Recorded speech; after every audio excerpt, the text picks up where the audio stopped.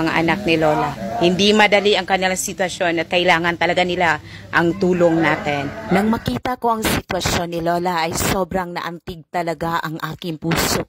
Sa kanya ko nakikita ang kahulugan ng isang ina. Yung sakripisyo na handa kang gawin ang anumang bagay para maipadama mo lang sa mga anak mong tunay mong pag-aruga at pagmamahal. Dito ko nakikita ang tunay na nanay. Sa puntong ito ay pinakita sa amin ni nanay kung paano niya nga ba pinapakain ang dalawa niyang anak na wala na sa hustong pag-iisip.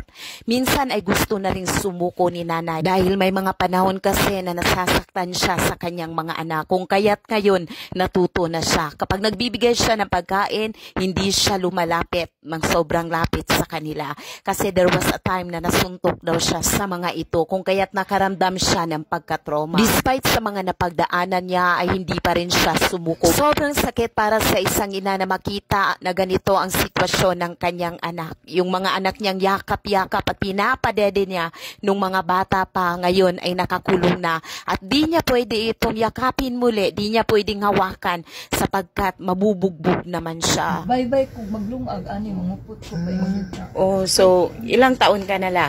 Ha? Ilang taon ka na? Moabot ng Enero 5, 77 ako. 77? Oh, 1948 man ko na tao. So namatay imong bana? Oh, 71 iyang edad. O dayon ang Ako gidinlan ko ining akong anak na buang do pa buo. duha ka buang nga anak.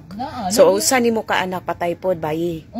Kay iyang bana. Unya la imong panginabuhi ron la. Kuan may pension kung gamay niyo ako iya senior na 500 ra. Ah. Unsa ka sa una, maestra ka sa una? Asang maestrang mid man ko? Grade 1 ra magani ko.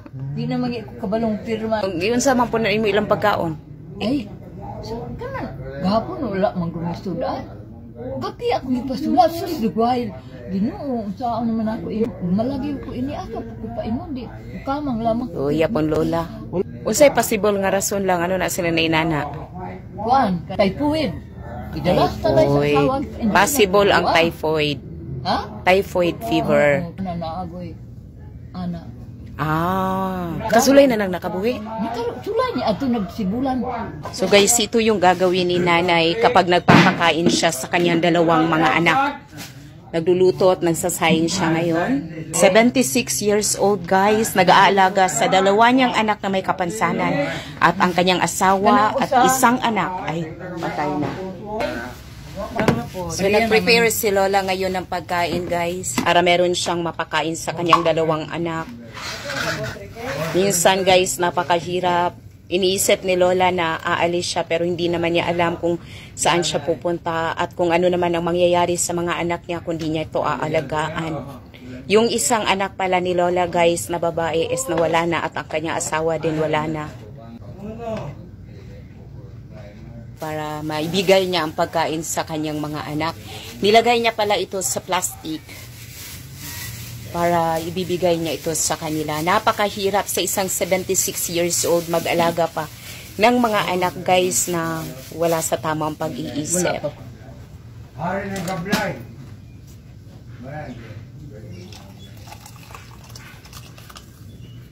Ayan, hinati-hati niya ito sa dalawa sapagkat dalawa naman ang kanyang anak. Imong, abi ko giyapin mo lang. Buak ko nang kuan, garapon. Ila raman yung suksopon. Salamat naman tayo dito sa kapitbahay na si Allen sapagkat may puso talaga siya para sa kanila. Pero kung manglaba, maligo ko. Naragoy gripo. Kahapon natumba ko diha.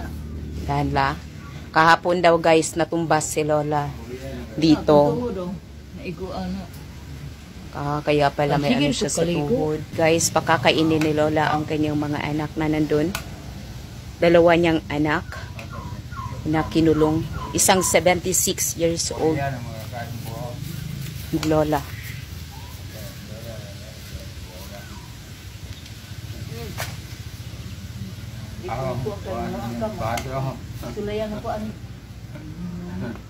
So yun yung mga ginawa nila guys para ipakain. Dili lalim. Kurinta kapina. So kung may puso kayo para tulungan sila, tutulungan natin siya Babalikan natin si Lola dito at kanyang mga anak guys at ibibigay natin ang tulong na para sa kanila. Langga ka na mo ha. Sa kalibutan la hindi ka nag-iisa ha, wala ka nag-inusara. Na kay mga tao sa imong palibot nga nagtabang nimo. Na ay Ginoong Hesus nga dili kaniya biyaan o dili pasagdaan. Sangpit lang kanunay kaniya. Hapit naman Pasko la no? Disyembre. Sa may meaning anang Pasko la? Jesus Christ nabuhi sa kalibutan. Aron tanan nimong problema, tanan nimong pag-antos ron, iyan ang gibariyan dito sa cross la. Ampo ra tanay nga napoy panghikapon ang Ginoo ha. Sige ginagmay sa netong ihatag ni Urunay. Ayo lagi pakita kay nay mga taong. Wala dyan ako. Bye-bye, Nay. God bless Lola, you. kung makita mo man ang videong ito, gusto ko lang sabihin sa'yo from the bottom of my heart. Tunay ngang ikay kahanga-hanga. Napakabayani mo, napakatapang mo. Pinakita mo sa amin ang kahulugan ng pagiging nanay. For better or for worse, nananatili ka. Pinakita mo sa amin ang tunay na pagmamahal, na deserving, na dapat lahat ng mga anak ay magmahal talaga sa mga magulang. Kasi yung pinakita nilang pagmamahal sa atin is very unconditional. Pangako ko sa iyo, Lola, na babalikan ka namin at magbibigay kami ng tulong para sa iyo. God bless you.